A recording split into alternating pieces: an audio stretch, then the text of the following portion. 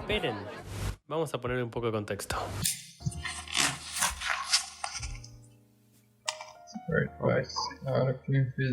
Bueno, ahora la puse a grabar, ahora los presento, dame un segundo. Bueno, a ver. Bienvenidos, esto es Contexto Podcast y hoy estamos en un nuevo podcast con un invitado nuevo. Primero de todo, bienvenido Gallo y bienvenido Fede Navajas. ¿Qué tal, chicos? ¿Qué tal? Buenas tardes, muchas gracias por la invitación. Gracias a vos, Fede. ¿Vos, Juanse? ¿No? Todo tranquilo por acá. ¿Todo tranquilo? Yo quiero aclarar que no lo conozco a Fede desde antes de que hagamos este programa, así que ahora lo voy a conocer en el medio del programa.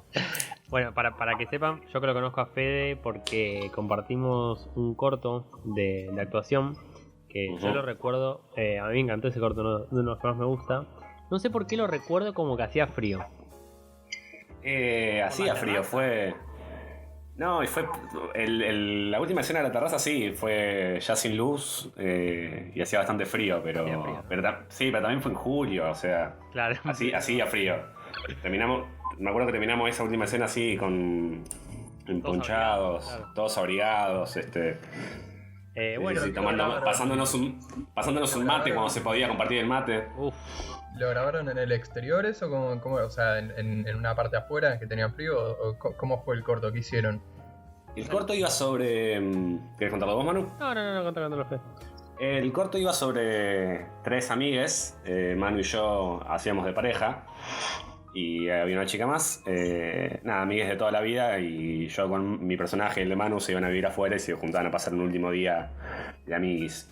Y... Yo me acuerdo que cuando te vi en el casting, yo dije, yo no tenía ni idea de que había que hacer una pareja gay, y fue tipo, hubo alto feeling, bueno, yo me acuerdo zarpado casting, que encima nos dieron juguete, estuvo todo ahí medio emotional. Sí. Y bueno, era eso, y el tema es que las locaciones eran... adentro, pero al final terminábamos afuera. Y bueno, hacía frío.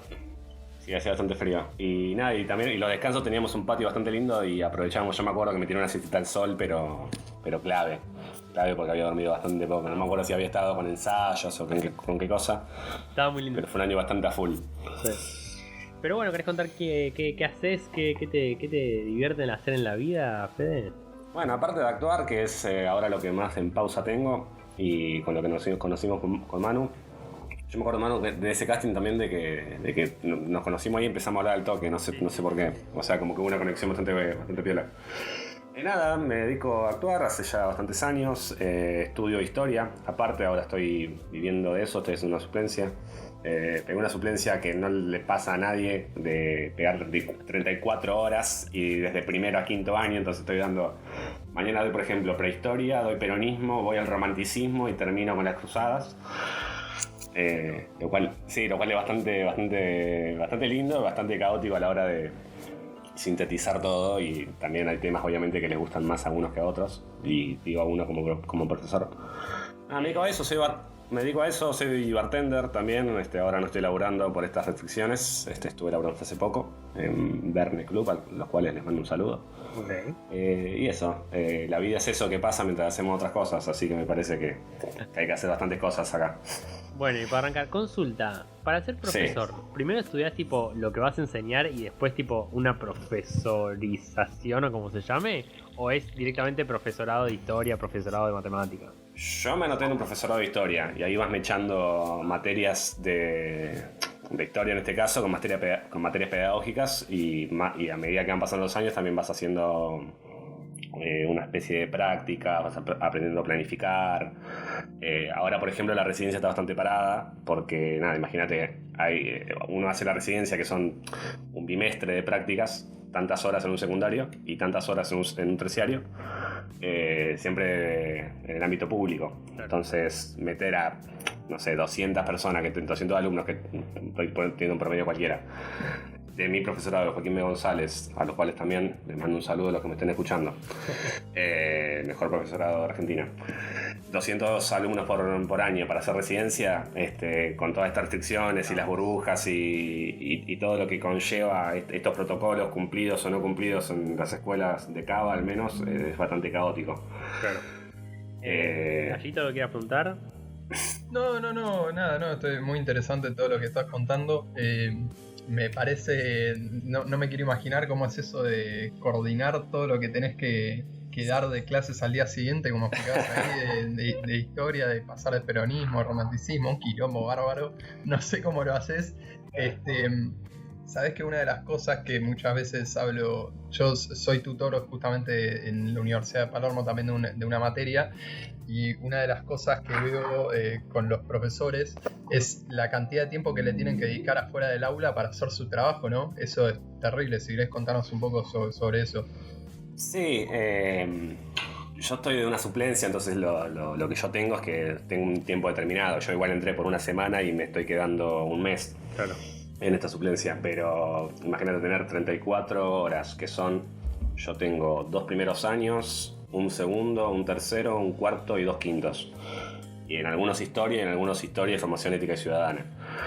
Con 2 burbujas, una que tenés presencialmente una semana, pero la burbuja que está aislada esa semana, por protocolo, las podés tener en Zoom. Entonces mientras vos das clase presencial tenés que prender la cámara de la compu y tenés gente en su casa. Sí, por lo menos en mi colegio, eso es así. Que es una realidad de un colegio privado en Villa Crespo. Y hay veces pasa, obviamente, de que los chicos se duermen o no tienen ganas de juntarse a Zoom o están en el Zoom, pero tienen la cámara apagada y están con otra cosa. Sí. Entonces llegan a la otra semana y bueno, chicos, dimos primer presidencia de Perón. ¿Alguien se acuerda algo? No, yo no puedo conectarme, a mí se me cortó internet, se me cortó la luz, bueno, vamos a explicar todo de vuelta. Va con eso. Eso es un tema, ¿no? Se facilitó mucho también el tema de la excusa para los chicos. Sí.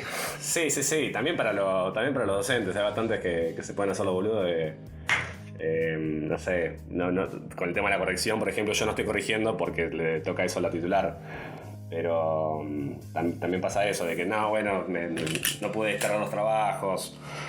O también tuve problemas de conectividad. Me parece que también la conectividad no ayudó para nada a todo esto.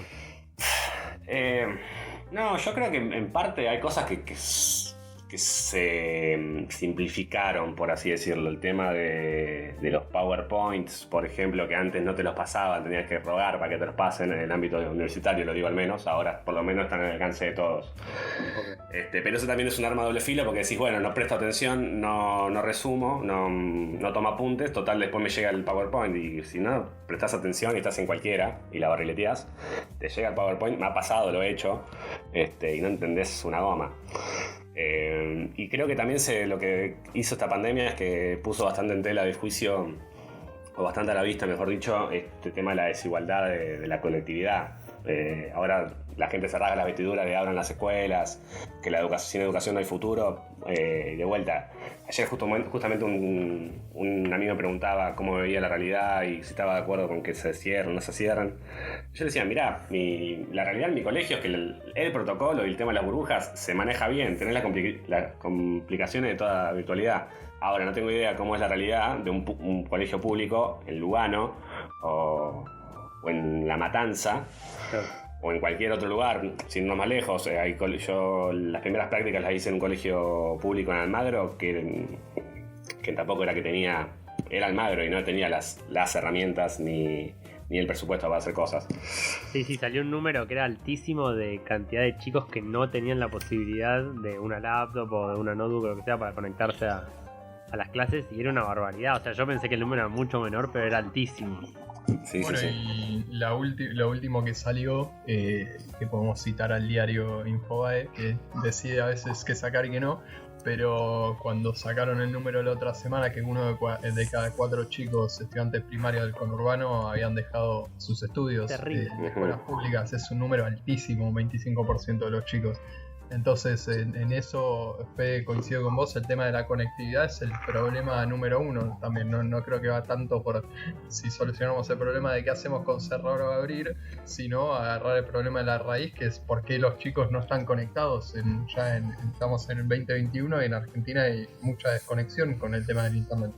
Sí, me parece que también es un poco hipócrita hablar de esto de cuidar los protocolos o hacer que se cumplan, cerrar o abrir, y no tomar cartas en el asunto en la conectividad, porque este sistema mixto de presencial y virtualidad, o de virtualidad en muchos casos, yo estoy, el jueves me anoté en mis últimas materias del profesorado, y estoy seguro de que este año no piso el Joaquín a no ser para rendir un final.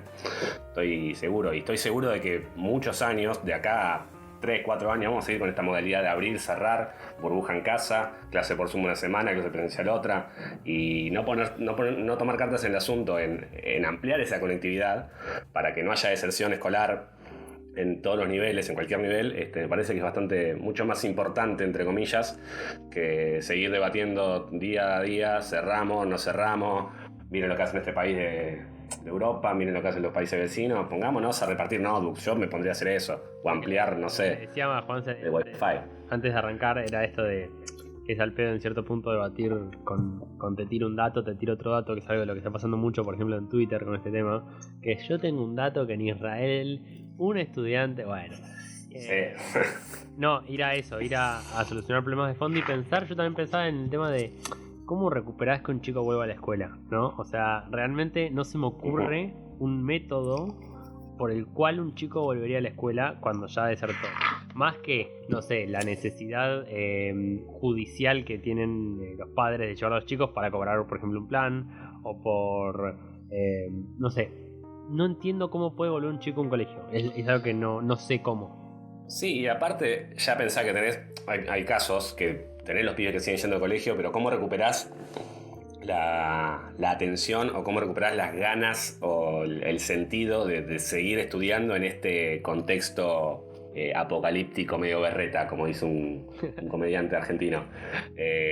Yo digo, y también hay edades que son como claves. Yo estoy el otro día pasó en el segundo año que tenía dos pibas que estaban participativas, pero también como querían hablar un poco sobre otras cosas, y me tuve que poner un poquito serio, y después de eso fui a un tercer año, plena pubertad, 15 años, hay muchas complicaciones en la adolescencia.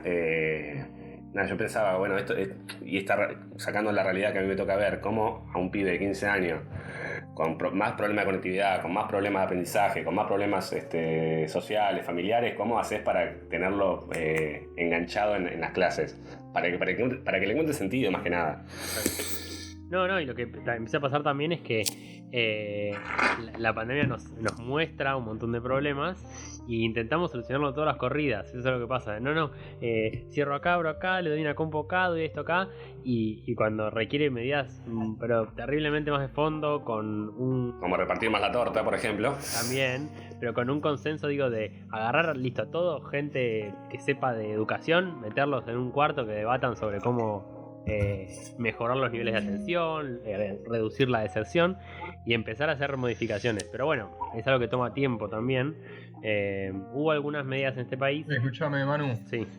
¿No te acordás que nosotros, creo que cuando empezamos este programa, si mal no me acuerdo, será el primer capítulo, hablamos mucho de esto, de la falta de planeamiento y estrategia a largo plazo, y justamente lo que estamos planteando ahora? No, eso no sé cómo lo vamos a cambiar. Sí, esa es la adicción que tenemos al cortoplacismo en este país, donde no solucionamos las cosas, solucionamos, miran las corridas. Yo creo que en este momento, listo, ya tenemos un problema. Por ejemplo, ahora está el debate de 15 días más, 15 días menos, y es como, listo, el problema es mucho más grave que esto. O sea, ponele que se soluciona la pandemia mundial, hay vacunas para todos, listo, estamos todos vacunados. El año que viene hay que traer de nuevo a los chicos, hay que volver a enseñarles un montón de cosas. Entonces, creo que hay una problemática mucho más de fondo que si abrimos o no abrimos o... Sí, aparte con este tema de las restricciones sí, restricciones no, más duras, más blandas, hoy vi una comparación de dos casos de falta de protocolos, una en una feria del conurbano, creo que eran... Sí, y en Palermo. Sí, en Palermo, que decían, hablan de siempre de la africanización del conurbano y que no se cumplen protocolos y y todo mal. Y el otro era los nuevos horarios han cambiado los hábitos de los clientes y veías todos bares de Palermo hasta la pera. Era claro, acá se cumplen protocolos y acá no, acá hay cambio de hábitos. No, además, y otra cosa, también es muy... O sea, el debate que sucede acá es muy AMBA, digamos. No estamos hablando de, no sé, el Chaco, de Neuquén en el fondo, de... Sí, de todos esos lugares que deben tener mucha menos conectividad que acá. Sí. Pasa y otro problema, también acá se habla de... El otro día justo estaba en un seminario de conducción política y hablábamos de que a partir de 1880 más o menos se empieza a construir esta mirada porteñocéntrica de la historia argentina. Y posta, yo soy de Concepción, Uruguay, de Entre Ríos, de un pueblo, una ciudad de 100.000 habitantes más o menos. Y hay un canal local y hay un noticiero que es a la noche, 2 horas, y después prendés la tele y tenés o TN, o Canal 13, o C5N, o la TV pública, y es todo AMBA, todo Cava sobre todo. Hay qué sé yo, una manifestación el 9 de julio de cualquier cosa y te lo pasan 2 horas. Ahora, capaz que en Entre Ríos hay complicaciones, no sé, con el campo o algo más local y no te enterás a no ser, no sé, de que te pongas a leer un diario virtual o entres a Twitter y sigas un par de periodistas de ahí. Bueno, pero igual, si le queremos ver el lado positivo a lo que vos decías, Gallo, hace unos podcasts, es que la tecnología en cierto punto también democratiza, porque seguramente como en estas provincias cuesta la conectividad, también hay distancias mucho mayores a recorrer y tal vez una buena conectividad en un futuro, digamos, ayudaría a que muchos chicos vayan al colegio. Sí. Si le queremos ver el lado positivo a todo este caos, es que usemos esta ventaja y para todos esos chicos que no tienen acceso a una escuela, darles esta posibilidad al menos aprender por internet. Yo quiero decir una sola cosa con eso. También hay un tema de... Uno no puede darle notebooks a los chicos y esperar también que empiecen a tener atención. No, obvio que no. Hay que desarrollar justamente, hay que formarlos, usar una... A mí me pasa, qué sé yo, con mi vieja, ponele. Yo hoy en día, mi vieja no usa una computadora, hoy en día le tengo que explicar algunas cosas para que vaya aprendiendo a usarla. Y bueno, ella como es una persona grande, más o menos grande, digo, tiene 40 y pico años, agarra al toque los temas. Pero un chico... Tal vez un chico hablando de los primeros pasos que esté dando en primaria agarra una compu y no entiende nada. Y tenés que empezar desde cero, tenés que explicarle tal vez a los padres cómo utilizarla, tenés que explicarle el concepto hasta de Wi-Fi tal vez para que lo entiendan. Entonces es muy amplio y es un trabajo que hay que hacer muy a fondo y requiere no solo una inversión, sino que requiere que la inversión sea estratégica y tiene que estar bien pensada y tiene que estar bien desarrollado y tiene que haber un control sobre todo este plan que se haga. Es muy complejo y tampoco tenemos tantas herramientas en Argentina, económicas hablando, como para hacerlo, digamos. Totalmente. Obvio, no, yo creo que este problema se suma a otro más de que es de estructura. Es como hablar de, siempre terminamos en lo mismo de, no, bueno, el problema es la solución es la educación, y en parte sí, en parte no, en parte mucho más complejo. Por ejemplo, que la gente tenga plata. También empieza a haber una reeducación de los profesores, porque si continúa esta conectividad, esta educación a través de internet, hay que empezar a educar a los profesores a cómo educar a través de Zoom, que es algo que me ha puesto la vida que todavía nadie sabe. O sea, me refiero, nadie en el mundo tiene una respuesta a cómo funciona la mente de un chico a través de una computadora, porque esto es súper nuevo.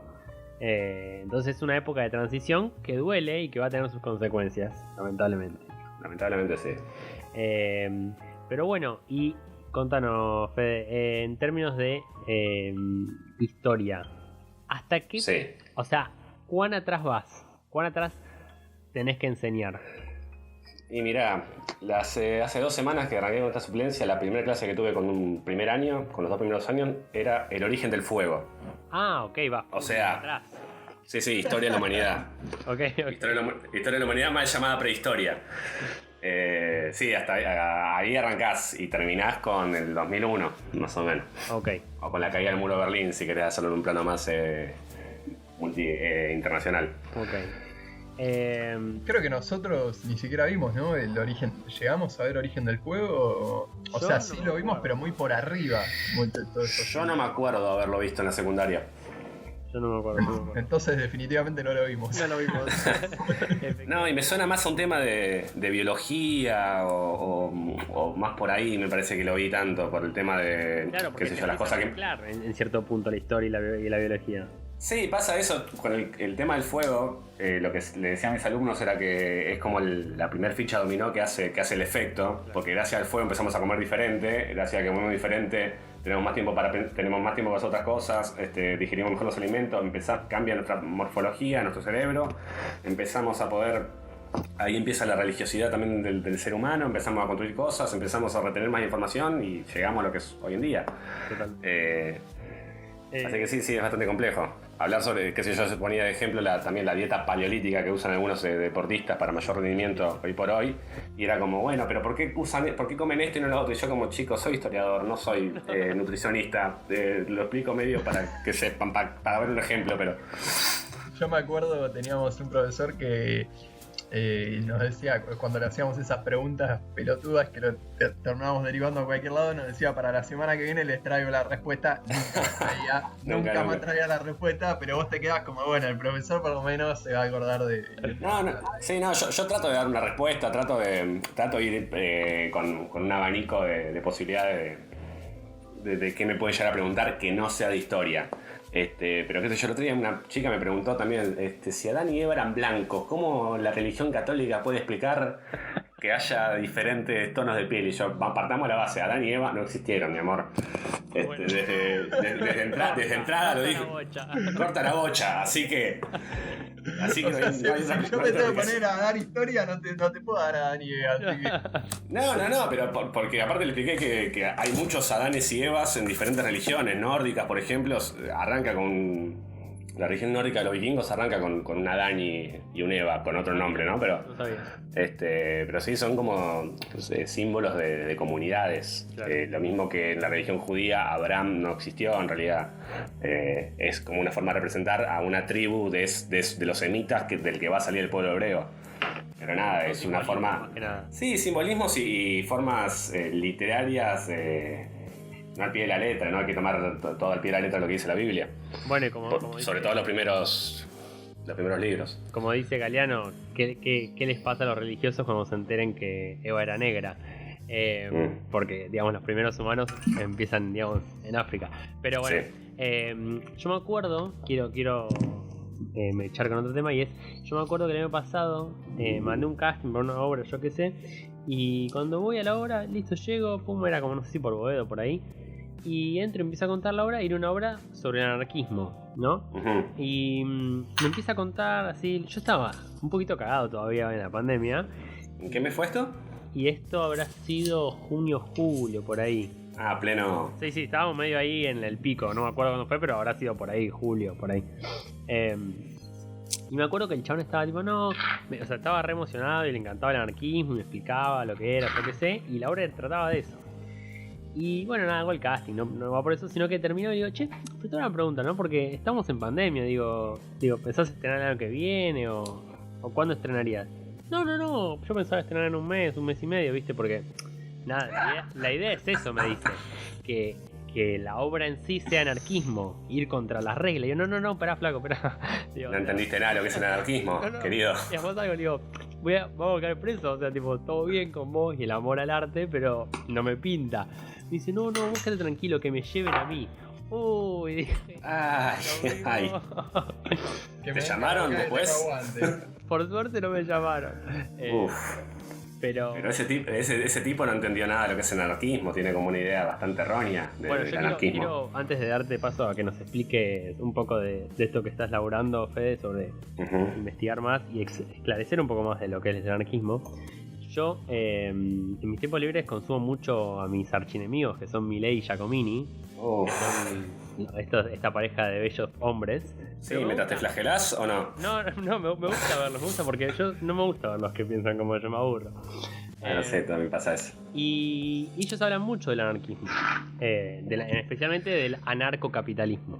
Sí, ellos se autodenominan anarcocapitalistas. El anarquismo es una organización de personas, pero que lo hacen voluntariamente. Sí. Eso es como mi idea básica de lo que es el anarquismo. Una organización de humanos sin una orden, digamos, que lo hacen de forma voluntaria.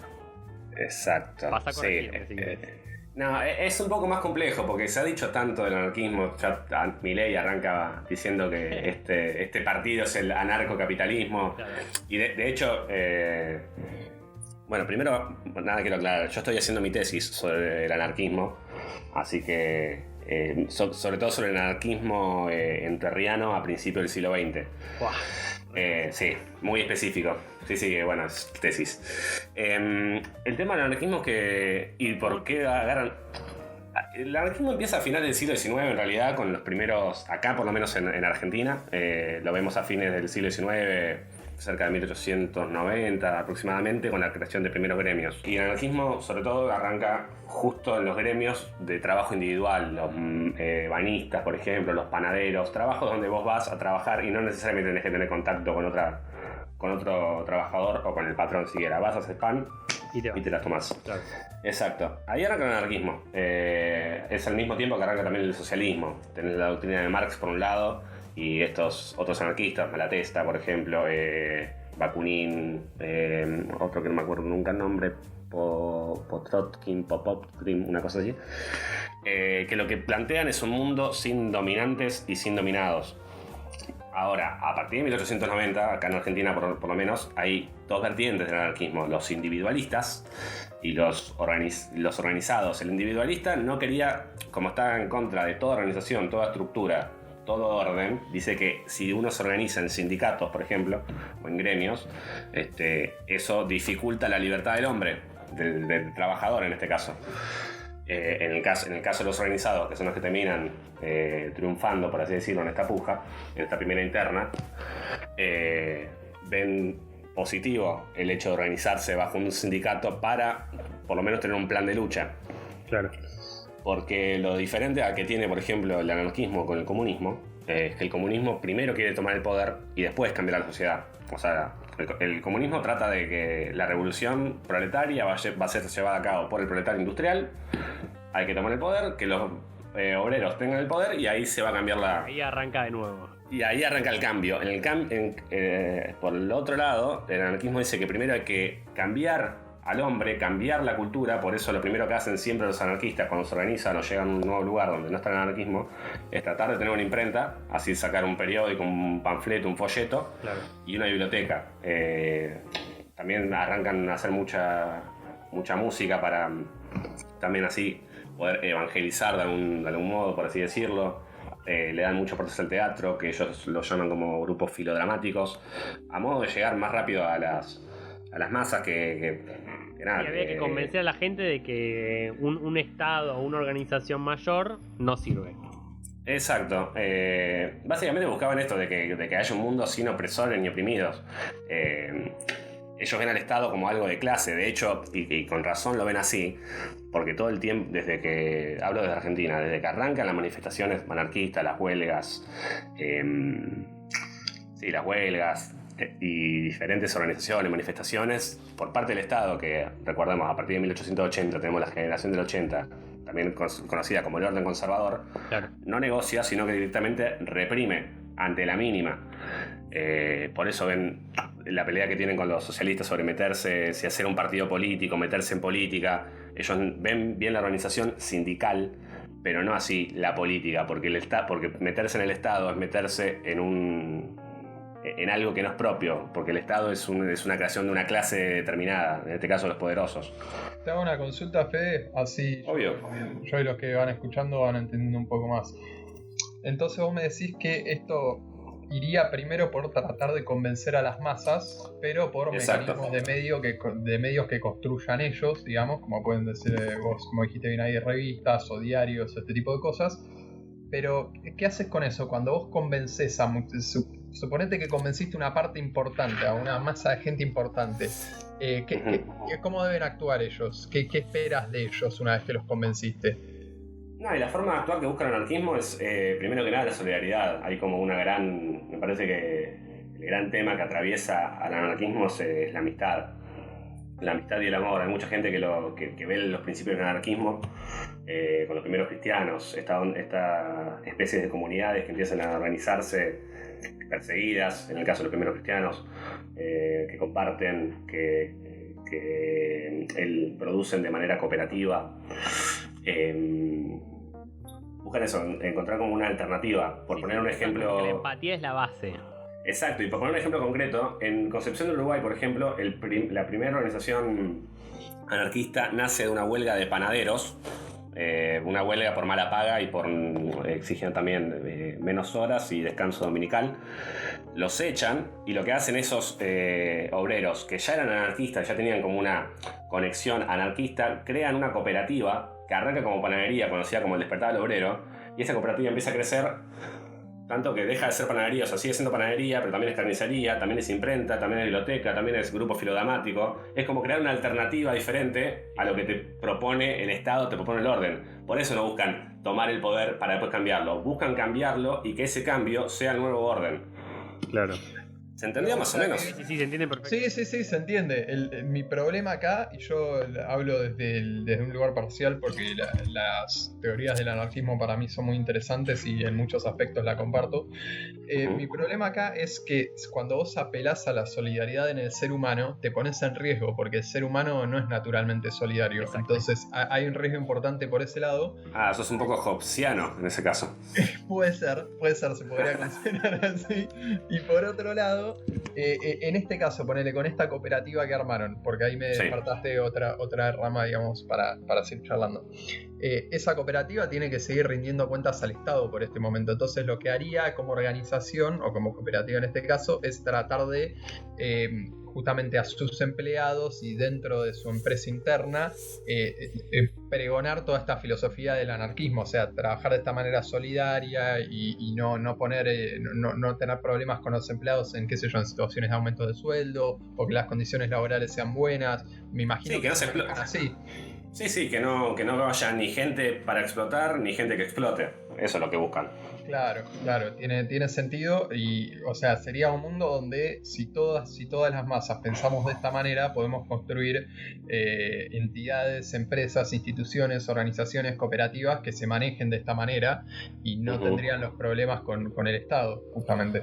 Exacto, por eso también buscan, si bien buscan que siga creciendo internamente dentro de los obreros en el anarquismo, buscan mucho la conexión con otros tipos de trabajadores o de miembros de la sociedad. Por eso el teatro, por eso la música. En Concepción, por ejemplo, era muy conocida un grupo, una murga de chicos, o las escuelas libres, a las que iban hijos de obreros y obreras. También recordemos que el anarquismo es uno de los primeros movimientos, si no el primer movimiento, que le da entidad y voz a la mujer. Las mujeres anarquistas son las primeras que alzan la voz a favor del aborto, a favor del divorcio, a favor de los mismos derechos del hombre a la hora de cobrar, de descanso. Después, bueno, obviamente va a venir el socialismo por otro lado, el comunismo, el peronismo con la fundación de Perón y con la figura de Perón. Pero el anarquismo es el primero que busca esa igualdad y esa libertad para todos y para todas. Pienso, me sale empezar en dos cosas. Una es muy loco porque a mí lo que me pasa con el anarquismo es que lo veo en todos lados. O sea, primero todas las organizaciones de hoy en día, o la mayoría son anarquistas. Una iglesia es anarquista, una empresa es anarquista. Pero me da como que a cada persona que vos hablás y le empiezas a preguntar qué piensa de su trabajo, de su vida, si le gustaría ganar más, menos, lo que sea, todos tienen una línea medio anarquista. Pero hasta ahora, por lo que yo entiendo, no hubo ningún anarquismo funcional, digamos. No funcionó ningún anarquismo en el mundo.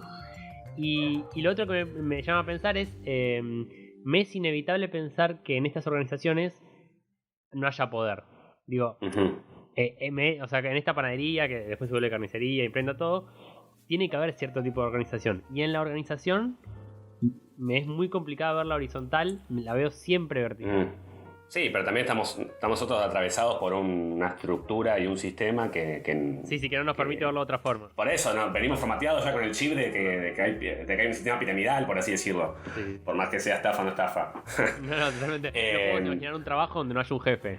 Donde no haya un jefe, donde no tengas un superior, o alguien tenga una responsabilidad más sobre otra, o sobre que te tengas que ganar el derecho de piso, también en algunos casos. Sí. En el caso de lo primero que dijiste, esto de que el anarquismo no funcionó, la vez que tuvo el auge del anarquismo acá en Argentina desde 1900 a 1910.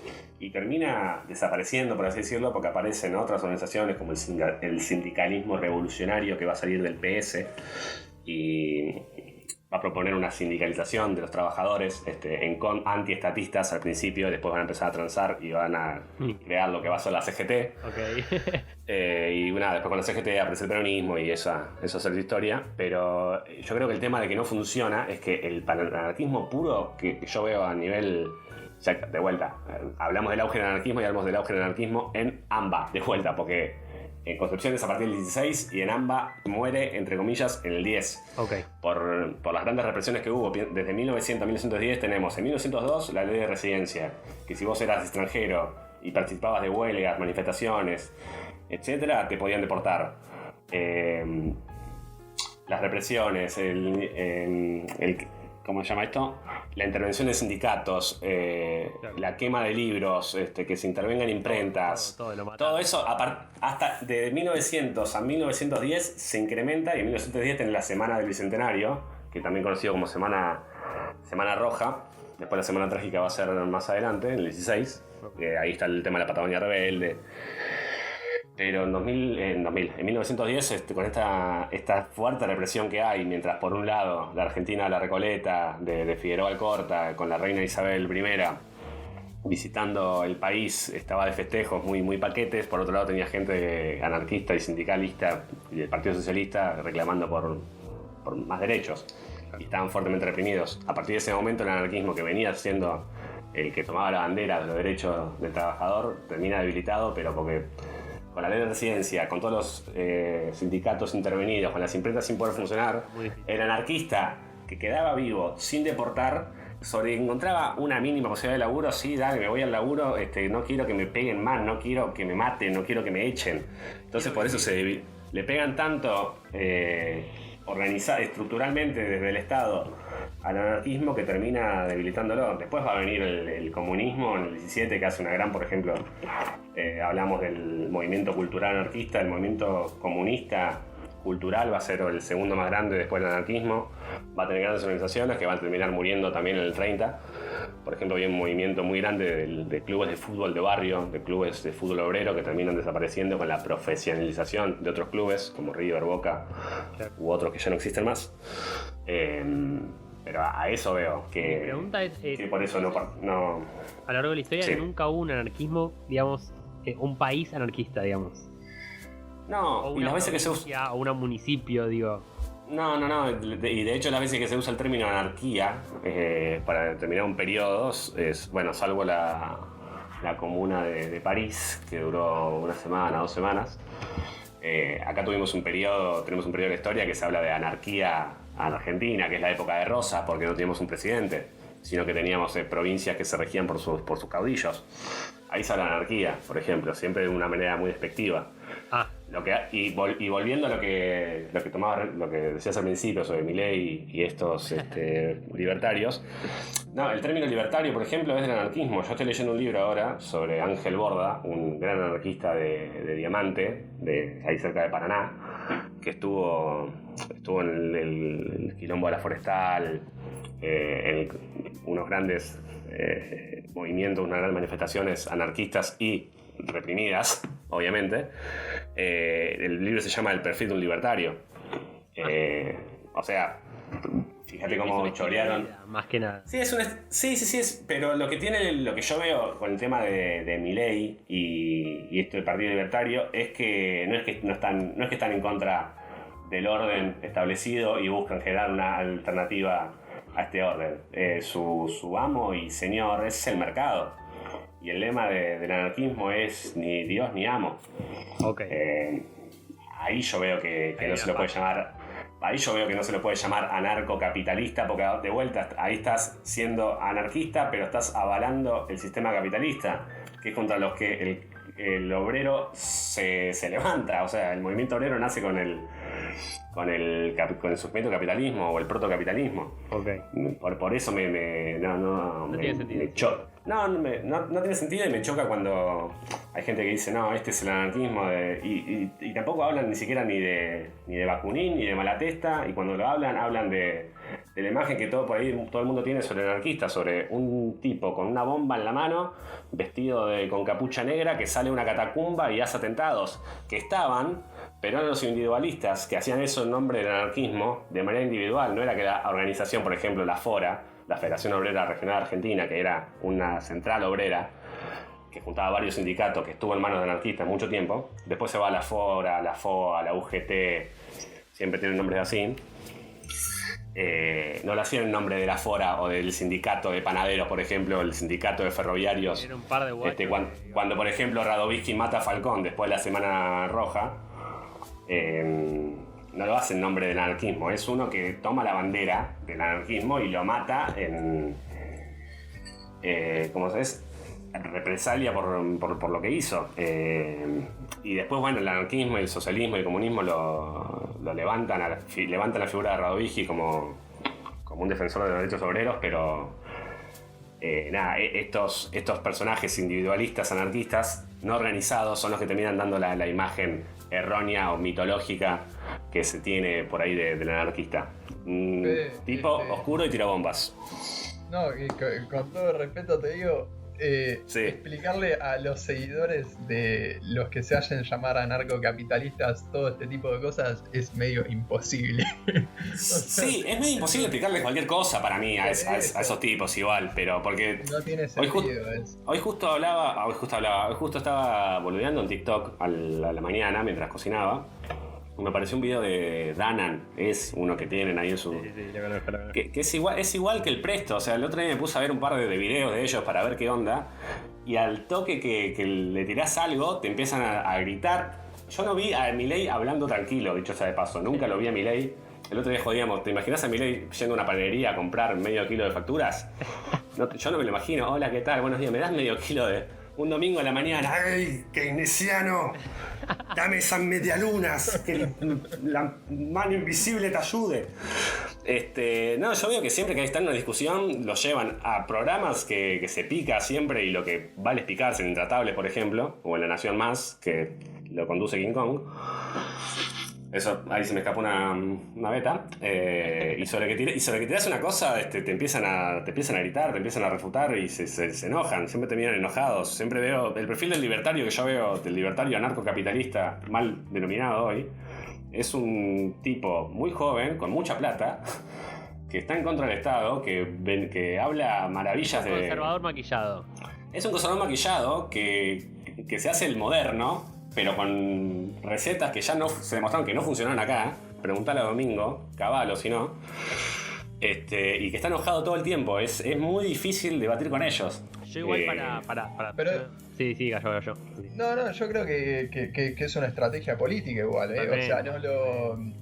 es eso. A ver, cuando nosotros empezamos este programa también humilde, que no nos escucha nadie por el momento, pero esperamos que en algún momento sí. Una de las cosas que le dijeron a Manu, ponerle las devoluciones que nos hicieron del programa, era que siempre coincidíamos en muchas cosas, entonces que faltaba como que tengamos más discusiones. ¿Y por qué?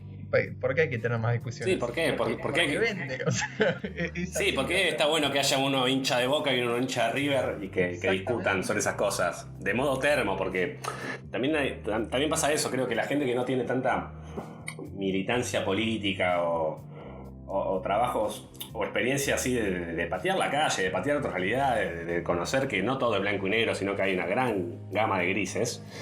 No digo solamente por los libertarios, también hay gente que piensa por todos los partidos. Por otro lado, qué sé yo, tenés ahora hay un grupo de peronistas, por ejemplo, que son los seguidores de Guillermo Moreno, perdón si me están escuchando, porque son también seguidores bastante fanáticos, que vos escuchás a Moreno y parece que todo es tan fácil, que es agarrar un libro viejo, soplarlo, que salga el polvo, y todas nuestras soluciones están en el 45, o sea, en el primer peronismo. ¿No se trata un poco más laxo? ¿No cambió el mundo del 45, del 45 acá? Mundialmente y nacionalmente. Y con el tema de las redes, y quiero terminar con esto, el tema del fanatismo de estos partidos, es que también veo específicamente la ultraderecha, es que hay un gran acaparamiento de Twitter sobre todo, que se crea un microclima que... Sí, que parece que es una vida, pero no, es Twitter. Sí, y te pinta una realidad que la es, pero no la es tampoco. Si salís un poco del microclima de Twitter, ves un montón de otras cosas. Qué sé yo ahora cada vez que entro a Twitter encuentro más gente puteando a cualquier medida del gobierno o a cualquier personaje del oficialismo que defendiéndola, pero cualquier cosa. A mí lo que me pasa es, para cerrar con este tema y estos últimos 5 minutos llevarlo a otro temita cortito, que es, a mí me interesa que estén estos tipos de extremos en la sociedad. A mí me parece necesario. Yo me acuerdo que una vez Darío Stanriver dice, el día que se normalice, para que me entiendan, ¿no? El lenguaje inclusivo, vamos a perder su gran cualidad, que es que molesta. Que en cierto punto los extremos tienen que estar para molestar, para recordarnos día a día y llevarnos, a cuestionarnos un montón de cosas. A mí me sirve que haya una extrema izquierda, una extrema derecha, a mi parecer, para molestar el día a día y que no nos acostumbremos y no nos vamos conformes con el sistema que estamos tal cual, sino cuestionarnos si podemos estar mejor. Para mí, en ese sentido, me gusta que haya a veces algún extremo.